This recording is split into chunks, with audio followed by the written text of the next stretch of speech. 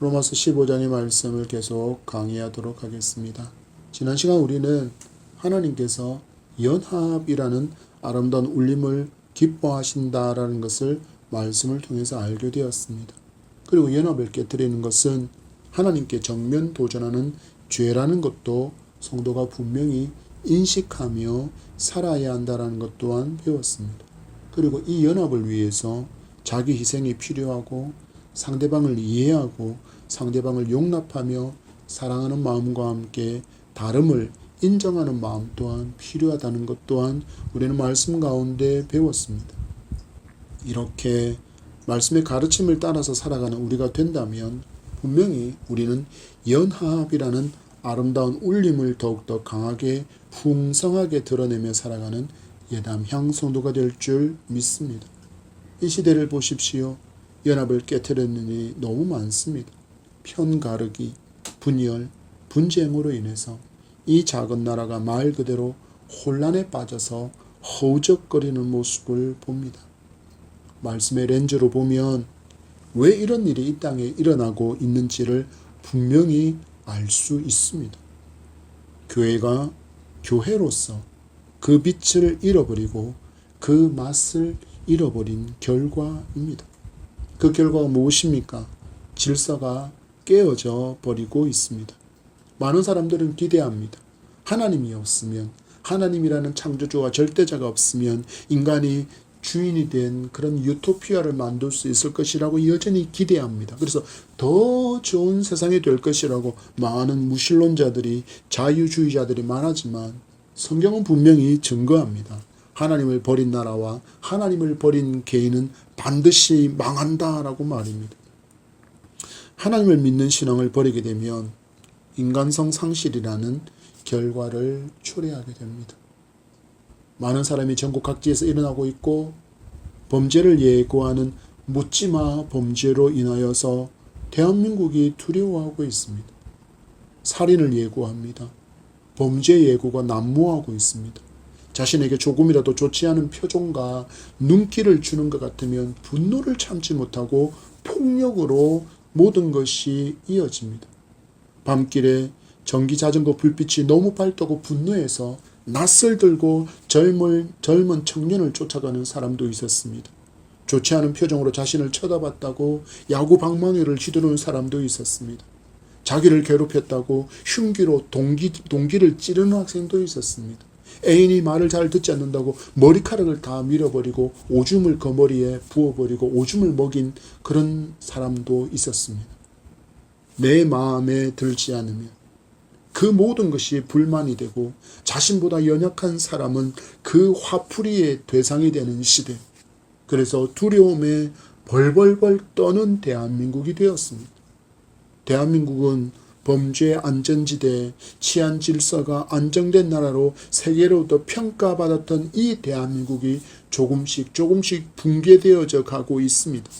성도는 이러한 현상을 보면서 세상 학문의 전문가가 말하는 견해도 배워야겠지만 더 중요한 것은 신앙의 눈, 곧 하나님의 말씀의 눈으로 이 모든 현상을 볼 수 있어야 합니다.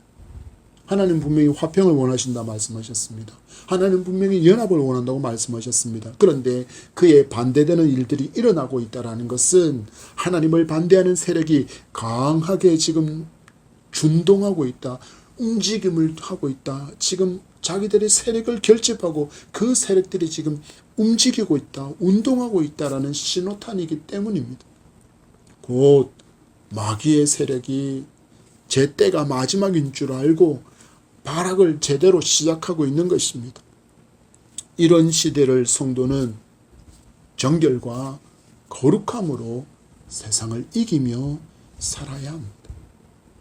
세상 풍조에 자신도 모르게 떠밀려가는 어리석은 삶을 살아가면 안 됩니다. 그래서 말씀은 경고하기를 근신하라 깨어라 너희 대적 마귀가 우는 사자같이 두루다니며 삼킬 자를 찾는다라고 경고하고 있는 것입니다. 바울은 로마서의 말씀으로 이 시대를 살아가는 우리가 잊지 말아야 할 것을 알려줍니다. 바로 사명을 붙들고 살아가는 사람이 성도라는 진리입니다. 이 시대에 우리를 성도로 불러주신 하나님께서 우리를 향한 기대가 무엇인지를 말씀 가운데 발견하고 신실한 사명자의 삶을 살아가는 우리 모두가 되기를 축복합니다. 바울은 로마 성도들에게 선을 이루고 덕을 세우는 삶을 살아야 한다라는 것을 교훈하며 15장의 말씀을 시작하고 있습니다. 그리고 이를 위해서는 연합이 너무나도 중요하다라는 것을 말씀했습니다. 나만 선을 세우고 덕을 세우는 삶도 좋겠지만 하나님의 교회로 부름받은 하나님의 지체로 부름받은 성도들이 연합해서 선을 이루고 덕을 세움으로 말미암아 이 땅에 하나님의 나라와 하나님의 의를 이루어갈 수 있는 강력한 연합을 이루어야 한다는 것입니다. 그리고 이 시대를 살아가는 우리에게 말씀으로 도전합니다. 이 시대에 선을 이루고 덕을 세우는 연합된 성도로 살기 위해서는 바로 사명에 붙들린 사람이 되어야 한다라고 바울은 우리에게 도전을 주고 있습니다. 여러분, 이 땅에 아무런 의미도 없이 존재하는 사람은 아무도 없습니다. 하나님은 완전하신 분이시기에 그 모든 것을 통하여 하나님의 역사를 이루어 가십니다. 선한 자는 선한 대로, 그리고 악한 자는 악한 대로 그 쓰임새가 분명히 있다라는 것입니다. 그 가운데 우리는 성도로 선한 그릇으로 사용하시기 위해서 불러주셨다라는 것을 알고 우리는 사명을 이루어가는 삶을 살아야 하는 존재가 바로 성도라는 것입니다. 우리가 이 사명에 붙들림 받은 삶을 살지 않는다면 결국 그 모든 불순종이 열매로 돌아오는데 어떤 열매로 돌아올까요? 달지 않은 열매로 돌아옵니다. 쓰고 아리고 고통을 주는 열매들입니다. 그리고 바로 이 시대가 그 증거입니다. 여러분, 묻지마 범죄에서 성도라고 예외가 되지 않습니다. 앞에서 말씀드린 것처럼 이 모든 것은 하나님을 버린 결과입니다. 예수의 사람들이 예수의 사람처럼 살지 못하여 빛을 내지 못하였고 소금의 짠맛을 내지 못한 결과라는 것입니다. 그리고 이 시대를 보십시오. 인간성의 상실, 도덕과 같이 질서가 깨어지는 그 모든 것이 무엇 때문이라고요? 교회가 빛을 잃어버렸기 때문이고 소금의 짠맛을 잃어버린 결과라는 것에 모든 성도는, 이 땅의 모든 성도는 책임을 통감하며 회개의 제단을 이제라도 반드시 쌓아야 합니다. 왜입니까? 이제라도 늦지 않기 때문입니다. 우리 모두 말씀의 교훈에 붙들려 사명을 붙드는 사명자의 삶을 살아가게 되기를 축복합니다. 이를 위해서 로마 교회를 칭찬하는 바울의 칭찬이 우리의 것이 되기를 간절히 소망합니다. 14절의 말씀입니다. 시작.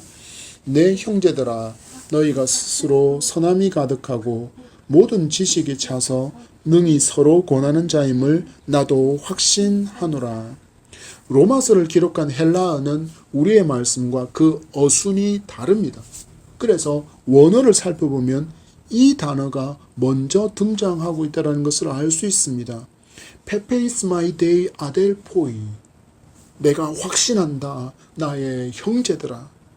우리의 말씀에는 맨 마지막에 있는 나도 확신한다라는 그 말씀이 맨 앞자락에 있습니다. 페페이스마이, 내가 확신한다 내 형제들아, 나의 형제들아. 나의 형제들은 당연히 로마의 성도들이고 그들을 확신한다라는 것입니다. 바울은 과연 무엇을 확신하고 있습니까? 이어지는 말씀이 이렇습니다. 스스로 선함이 가득하고 모든 지식이 차서 능히 서로 권하는 자임을 확신한다라고 말씀합니다. 여러분, 성도의 삶은 착한 행실을 통하여 하나님께 영광을 돌리는 것인데 로마 성도들은 너무나도 충실하게 이 말씀에 순종하고 있다는 것입니다. 그래서 바울은 그들의 선함이 가득하다라고 평가하고 있는 것입니다. 성도의 삶은 이래야 합니다. 여러분, 로마가 어떤 나라입니까? 우상 숭배로 가득한 나라입니다. 고개를 돌려보면 온 언덕 위에 우상의 제단이 가득했던 길거리마다 우상을 가지고 있던 수많은 사람들이 넘쳐났던 나라가 바로 로마입니다. 심지어는 살아있는 인간 황제도 신으로 숭배했던 나라입니다. 로마 신화나 그들의 역사를 보면 성적인 음란으로 타락으로 가득한 나라였습니다. 살육을 하나의 오락처럼 여기며 글래디에이터라고 불리는 검투사들의 싸움을 서로 칼로 찌르고 죽이는 그것을 환호하며 박수치고 지켜보던 나라가 바로 로마입니다. 그런 로마에 살면서 로마 성도들은 어떻게 살았다고요? 선함이 가득한 삶을 살았다라는 것입니다. 이것은 보통 우리가 착하다라고 표현하는 의미보다는 더 깊고 깊은 영적인 의미를 담고 있는 선함입니다. 바로 성령이 내주하시는 성령의 인도함을 따르는 선함이었기 때문입니다. 그들 안에 내주하시는 성령의 인도하심을 따라서 새로운 피조물다운 성품을 가지게 되었고, 또한 도덕적인 성숙함이 그 모든 세상의 철학자들을 뛰어넘고 세상 사람들이 말하는 착하다, 선하다라고 말하는 사람들을 훨씬 더 뛰어넘는 수준의 성품의 삶을 그들이 살아내었다라는 것입니다. 그래서 바울은 평가합니다. 그들의 선함이 가득하다. 우리는 보통 세상 사람들의 시선이 나를 지켜보기 때문에 착한 척하거나 혹은 준법을 잘하는 척하는 삶을 살아갈 수가 있습니다. 예수 믿지 않는 사람들 혹은 예수 믿는 사람들 중에서도 하나님을 제대로 인식하지 못하는 사람들은 그렇게 살아갈 수 있습니다. 이것은 어떤 인생입니까? 세상의 시선이 나를 지켜보기 때문에 어쩔 수 없이 하는 그런 정결과 그런 선한 삶이 아니라 내주하시는, 내 안에 거하시는 성령 하나님께 온전히 순종하고 순복함으로 그 앞에 무릎 꿇음으로 예수 그리스도를 닮아서 은연중에 너무나도 자연스럽게 흘러 넘쳐나오는 선함이 바로 지금 바울이 로마 성도들을 평가하고 있는 그 선함이라는 것입니다. 성도는 이런 순종을 따르게 되면 어떤 삶을 살아가게 될까요? 바로 불법과 무질서에 저항하는 삶을 살아가게 될 수밖에 없습니다. 왜 우리가 불법을 용납할 수 없습니까?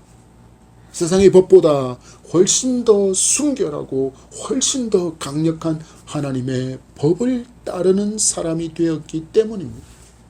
왜 우리는 무질서를 용납할 수 없습니까? 하나님께서 질서의 하나님이시기 때문입니다. 동성애가 하나님께서 세우신 질서가 아니기에 우리는 단호하게 그것을 향하여 잘못되었다라고 외치는 것입니다. 하나님이라는 창조주가 계신데 유물론적 무신론을 주장하는 공산주의를 거부하는 것은 그래서 너무나도 당연한 것입니다. 하나님이 없다라고 말하는 그들을 향하여 우리가 어떻게 옹호할 수 있겠습니까? 인정할 수 있겠습니까? 하나님이 없다라고 말하는 주의가 공산주의인데, 인간이라면 마땅히 그러하게 살아야 한다는 삶의 원칙을 십계명으로 주셨기에 성도는 그 질서에 따라서 살아가야 하는 것입니다. 순종함으로 의로워지는 것이 아니라 이미 믿음으로 새로운 피조물, 의로운 자라고 칭함을 얻었기에 성도는 마땅히 아름다운 성도로서의 삶을 이제는 살아야 한다라는 것입니다. 그리고 로마 성도들은 이렇게 살아가고 있습니다. 빛의 열매와 성령의 열매가 그들에게 맺혀지고 있는 것이 사람들이 볼 수 있을 만큼 눈으로 드러났다라는 것입니다. 여러분, 빛을 숨길 수 있습니까? 소금의 짠맛을 숨길 수 있습니까? 바울은 이어서 그들의 삶에 이 모든 것이 가능해진 이유가 그들에게 모든 지식이 차 있었기 때문이라고 이야기합니다. 바울이 말하는 이게 차 있다라는 것은 찰랑찰랑 거리는 것을 넘어서 지금 넘쳐 흐르고 있다라는 이야기입니다. 믿습니다라고 성경을 지식으로 아는 상태에 머물러 있는 로마 성도가 아니라 아는 지식이 흘러 넘치는 말씀에 대한 순종으로 이어지고 있는 로마 성도라는 것을 바울이 이 단어를 사용함으로 지금 강조하고 있는 것입니다. 성도는 성경을 알게 된 성경 지식만을 자랑한다면 기독교의 본질을 제대로 이해하지 못한 것입니다. 성도는 성경을 알게 되었다면 이제는 순종하고 실천함으로 말씀을 경험하고 말씀이 내 삶 가운데 녹여지는 삶을 살아야 합니다. 그때야 비로소 우리는 산 믿음을 가졌다라고 말할 수 있기 때문입니다. 성경의 지식이 많은 것은 내게 산 믿음이 될 수 없습니다. 성경을 성경대로 순종하며 살아낼 때 그것이 우리에게 산 믿음이 됩니다. 그래서 믿음의 사람들은, 많은 신앙의 간증을 하는 사람들은 말합니다. 살아보니 사라지더라. 말씀에 순종하였더니 그 말씀대로 그대로 되었더라. 믿음으로 간구하고 기도했더니 바라는 것들의 실상이 되고 증거가 되더라고 고백할 수 있는, 그들처럼 고백할 수 있는 여러분이 되기를 축복합니다.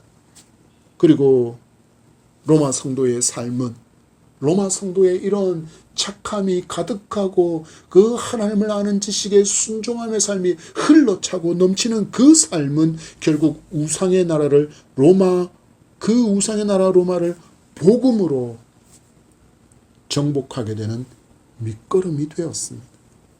그렇다 그러면 이 시대에 우리도 이렇게 살아야 하지 않겠습니까? 이 땅의 불법과 무질서, 혼란, 불신앙이 가득해지고 있지만 우리가 선함이 가득해서 흘러 넘치는 삶으로 본을 보여준다면 분명히 회개와 회복의 역사가 이 땅에 일어나게 될 줄 믿습니다. 이것이 하나님의 기대라는 것을 성도는 잊지 말아야 합니다. 왜냐하면 우리가 계속 만나는 로마서가 하나님의 말씀이기 때문입니다. 하나님께서 로마서를 신약 성경 안으로 들어오게 하신 이유는 분명합니다. 진리를 바르게 알고 그렇게 살아보면 그렇게 된다라는 수많은 증거와 수많은 증인들을 우리에게 지금 보여주고 계신 것입니다. 여러분, 증거가 보고 싶습니까? 믿음의 증거가 보고 싶습니까? 그렇다면 말씀에서 그 증거를 캐어내고 증거를 찾으시기 바랍니다. 천국 백성은 이제 가만히 멈춰 있지 못하는 백성이기 때문입니다. 마태복음 13장 44절에 이렇게 말씀합니다. 천국은 마치 밭에 감추인 보화와 같으니 사람이 이를 발견한 후 숨겨두고 기뻐하며 돌아가서 자기의 소유를 다 팔아 그 밭을 사느니라. 아멘. 매일 말씀에서 보화를 캐내는 감격과 기쁨을 경험하며 살아가는 산 믿음의 성도가 되기를 축복합니다. 이를 위해서 우리는 로마 성도들처럼 서로 권하는 지체가 되어야 할 줄 믿습니다. 서로에 해당하는 사람은 강한 믿음을 가진 로마 성도, 그리고 연약한 믿음을 가졌다라고 평가받았던 유대인 성도들입니다. 이들 서로가 아직 목회자가 없는 로마 교회를 든든히 세워가고 있었다는 것입니다. 그들은 비진리가 틈타지 못하도록 비진리를 연약한 자들에게 가르쳐 줄 수 있는 성숙함이 로마 교회 안에 있었다는 것입니다. 여러분, 성도는 이래야 합니다. 누군가의 연약함을 볼 때 그것을 비판과 핀잔을 주는 것으로 여기지 않아야 합니다. 사랑으로 감싸 안아주며 품어주고 함께 강한 믿음의 사람으로 자라도록 도와주는 지체로서의 삶을 살아야 합니다. 이런 공동체 안에서 비판하고 비난하고 편가르고 시기하며 질투함이 힘을 전혀 쓰지 못하게 될 줄 믿습니다. 바라고 원하기는 여러분이 이런 성도가 되기를 축복합니다. 이처럼 성숙한 신앙을 가진 로마 교회이지만 말씀드린 것처럼 아직 로마 교회에는 누가 없었다고요? 목회자가 없습니다. 그래서 바울이 복음의 진리를 이렇게 편지로 적어서 그들을 교훈하고 있는 것입니다. 15절의 말씀입니다. 시작.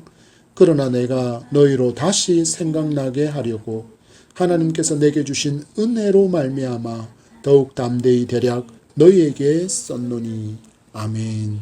바울은 우리에게 한 가지를 강조합니다. 바로 신앙은 반복적인 훈련이 필요하다라는 것입니다. 우리는 너무나도 연약한 존재이기 때문입니다. 여러분, 우리 군인들 중에 특전사라는 사람들이 있습니다. 일당백의 용맹한 전사, 그래서 특별한 전사, 특전사라고 알려두듯이 강한 군인을 표현할 때 쓰는 단어가 바로 특전사입니다. 그러면 특전사는 하루아침에 될까요?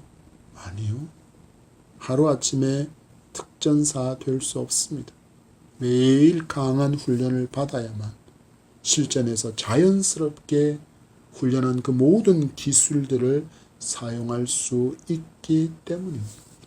여러분, 특전사의 몸을 보십시오. 체지방량이 정상인들보다 더 아래에 있는 몸입니다. 그들의 단단한 근육은 그냥 하루아침에 뚝딱하고 만들어지지 않습니다.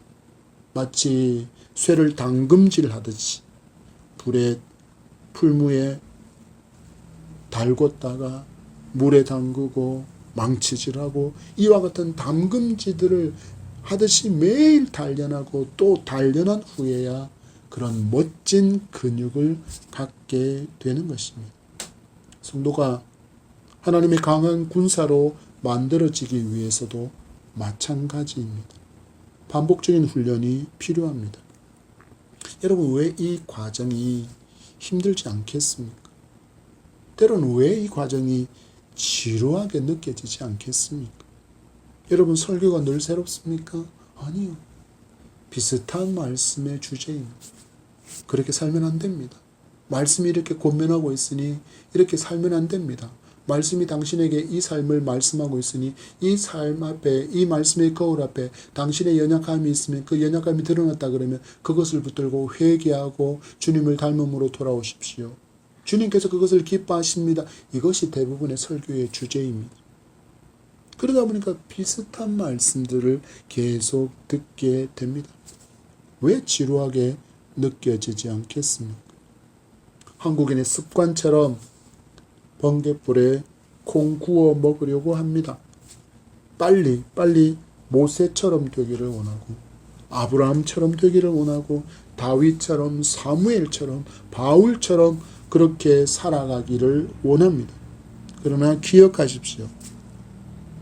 모세가 모세 되기 위해서는 40년간의 긴 훈련이 필요했다는 것을 잊지 않아야 합니다.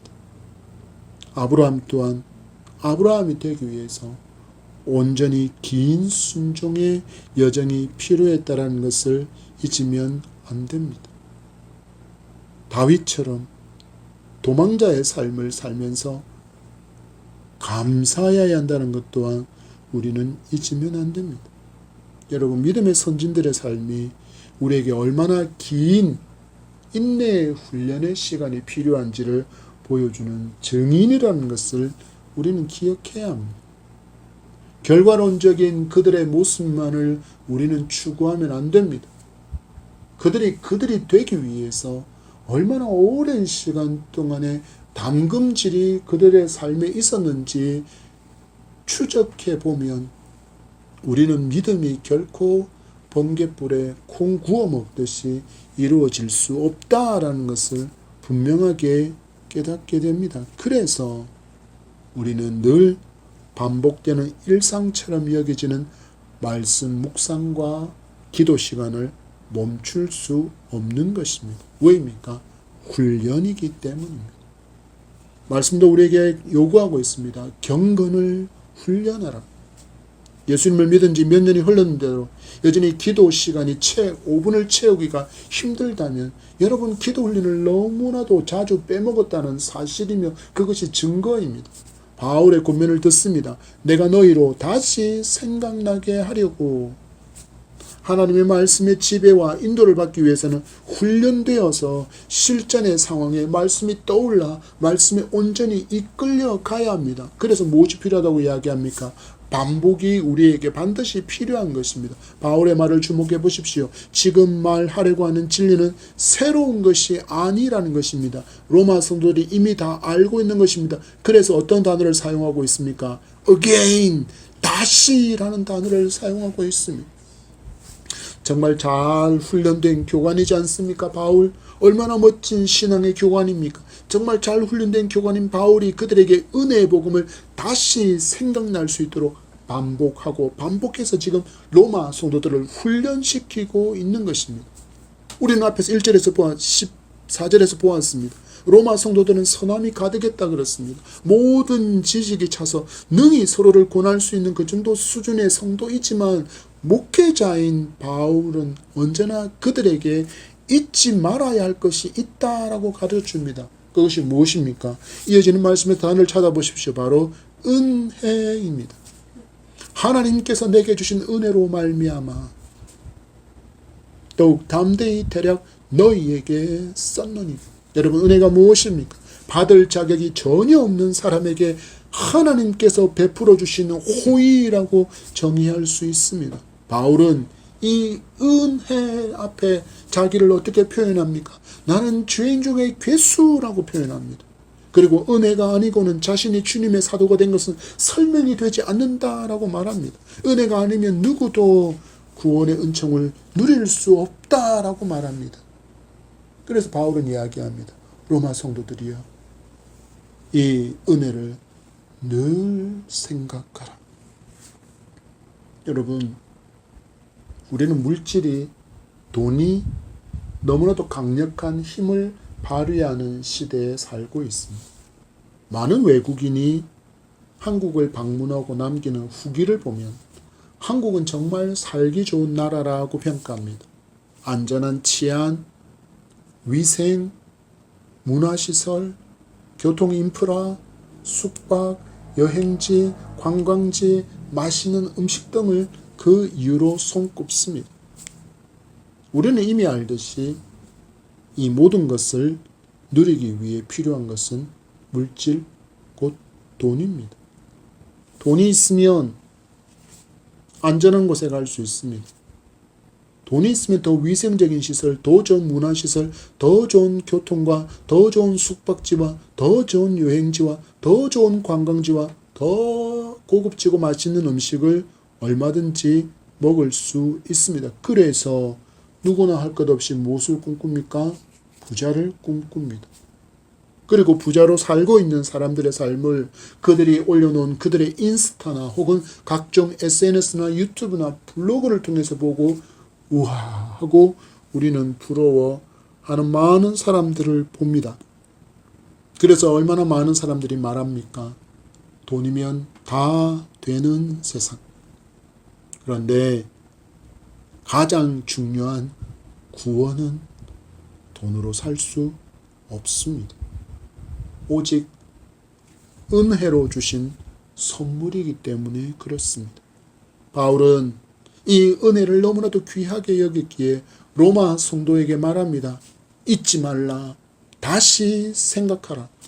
여러분, 우리가 은혜를 잊게 되면 우리가 어떤 자리에 서게 될까요? 바로 나에게 없는 것을 불평과 부족과 원망의 이유로 삼게 되는 그 자리에 서게 됩니다. 이미 받은 것이 은혜인데 그것으로 부족하다라고 말합니다.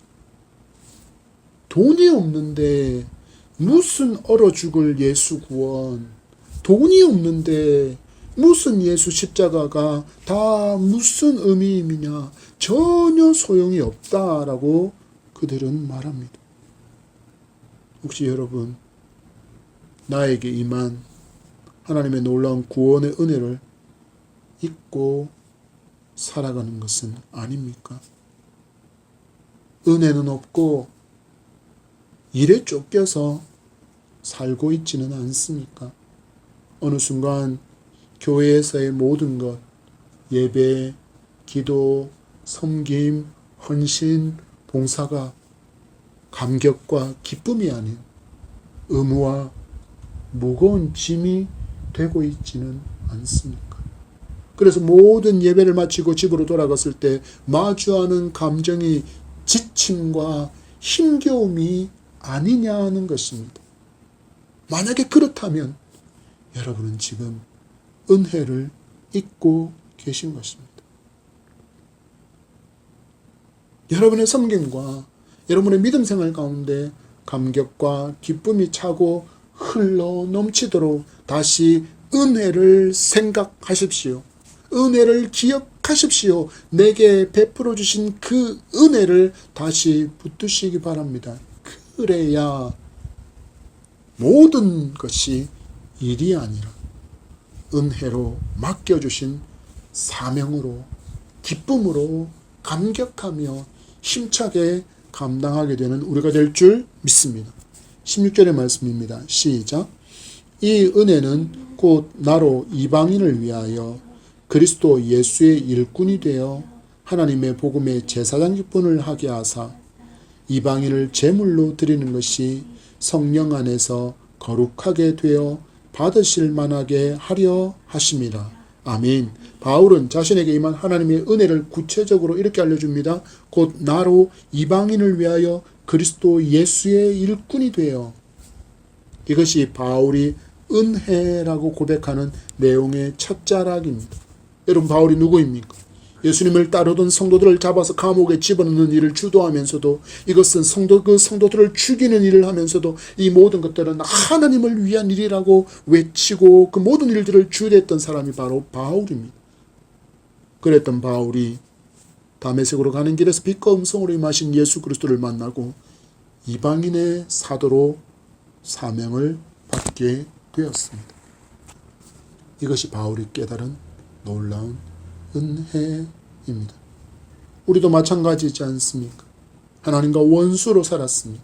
하나님께서 싫어하시는 생각과 말과 행동하는 것이 하나님께서 너무도 싫어하신다는 것을 꿈에도 모른 채 우리는 그렇게 살았습니다. 그러던 우리가 은혜로 부름을 받아 하나님의 자녀가 되는 은혜를 입었고 믿음을 갖게 된 것, 그래서 영원한 하나님의 나라의 백성이 된 것, 이 모든 것이 내게 은혜가 임한 증거입니다. 바울은 말합니다. 이 은총을, 이 은혜를 잊지 말라라는 것입니다. 세상 모든 것을 잃어도 반드시 붙들어야 할 진리가 예수 구원입니다. 여러분은 은혜로 말미암아 이처럼 놀라운 은혜를 받은 사람임을 잊지 마시기 바랍니다. 여러분, 내게 없는 것은 하나님께서 예비해 두셨거나 혹은 내게 필요가 없어서 혹은 그것이 있음으로 인해서 하나님을 떠나서 망할까 하여 주시지 않고 있다는 것을 깨닫게 된다면 그 내게 있는 결핍 또한 은혜라고 우리는 고백할 수 있는 것입니다. 여러분, 바울이 가진 질병이 있었습니다. 얼마나 고통을 주었던지 바울은 이를 표현하기를 사탄의 가시, 육체의 가시, 사탄의 사자라고까지 표현할 정도였습니다. 고린도서 12장 7절 말씀에 여러 계시를 받은 것이 지극히 크므로 너무 자만하지 않게 하시려고 내 육체의 가시 곧 사탄의 사자를 주셨으니 이는 나를 쳐서 너무 자만하지 않게 하려 하심이라. 사탄의 가시라고 표현할 정도로 너무나도 고통스러운 질병이 바울에게 있었다라는 것입니다. 그래서 이 위대한 사도는 무려 3번이나 이것이 자기에게서 떠나가도록 하나님께 기도했습니다. 여러분, 바울이 한 기도가 보통 기도였겠습니까? 우리가 상상할 수도 없을 간절함의 기도였을 것입니다. 그런데 하나님은 그의 기도에 이렇게 응답하십니다. 고린도 후서 12장 9절입니다. 시작. 나에게 이르시기를 내 은혜가 내게 족하도다. 이는 내 능력이 약한 데서 온전하여 짐이라 하신지라. 그러므로 도리어 크게 기뻐함으로 나의 여러 약한 것들에 대하여 자랑하리니 이는 그리스도의 능력이 내게 머물게 하려 함이라. 아멘.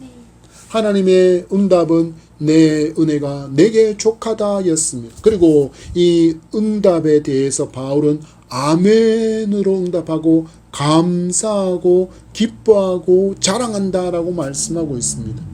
사도로 부름을 받아 사명을 감당하는 바울이 구체적으로 자신에게 주신 사명을 이렇게 이어서 말하고 있습니다. 하나님의 복음의 제사장 직분을 하게 하사 이방인을 제물로 드리는 것이 성령 안에서 거룩하게 되어 받으실 만하게 하려 하심이라. 복음의 제사장. 여러분, 제사장이 누구입니까? 신께 드리는 제사를 총괄하는 사람이 바로 제사장입니다. 그는 자신이 섬기는 신을 닮은 신실함과 그리고 그 신이 가르쳐 주라고 말한 그 교리를 따르는 삶의 모든 것이 모범이 되어야 하는 사람이 바로 제사장입니다. 우리에게서 복음이 삶으로 증거되어야 하는 이유도 우리가 믿음으로 말미암아 바울처럼 하나님의 제사장이 되었기 때문입니다. 로마 성도들이 선함이 가득하고 삶의 순종이 가득한 삶이 하나님의 제사장다운 삶을 살아가는 것이었고, 이러한 삶을 살기 위해서 복음을 전하는 것이 바울의 사명이었고 바로 우리의 사명이라는 것입니다. 여러분, 우리에게도 바울이 로마 성도와 수많은 이방인들을 마치 하나님께 제물로 올려드리는 것처럼 하나님의 생명의 구원의 역사를 이루어간 것처럼 우리에게도 우리 주변에 있는 수많은 죽어있는 영혼들을 살려내어야 될 사명이 우리에게도 분명히 있다라는 것입니다. 그래서 우리는 이 시대에 복음의 제사장다운 삶을 살아야 합니다. 예담향의 삶을 살아야 합니다. 이것이 하나님께서 우리를 이 시대에 태어나시게 또한 복음 안에서 살게 하시고 우리에게 맡기신 사명이기 때문입니다. 여러분, 이 시대가 마주하고 있는 이 모든 더럽고 추악하고 음란하고 무질서하고 무법하고 혼란한 그 모든 어둠의 일들은 다른 데 이유가 있지 않습니다. 우리가 이 땅의 교회로서 빛을 잃어버렸기 때문이고 소금의 짠맛을 잃어버렸기 때문입니다. 복음의 제사장다운 삶을 살지 못한 결과임을 우리 회개합시다. 이제 복음의 제사장으로 빛을 발하며 빛으로 어둠을 이기는 용맹한 성도로 살아가기를 간절히 소망합니다.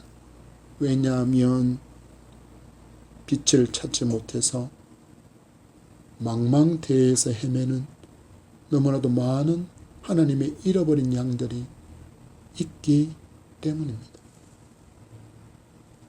사명자인 여러분, 사명의 자리로 돌아오십시오. 잃어버린 은혜의 자리로 돌아오십시오. 그리고 복음의 제사장의 사명을 즐거이 행함으로 선이 가득하고 지식이 차고 넘치는 삶으로 이 땅에 하나님의 나라를 세워가는 예담향의 성도가 되기를 축복합니다.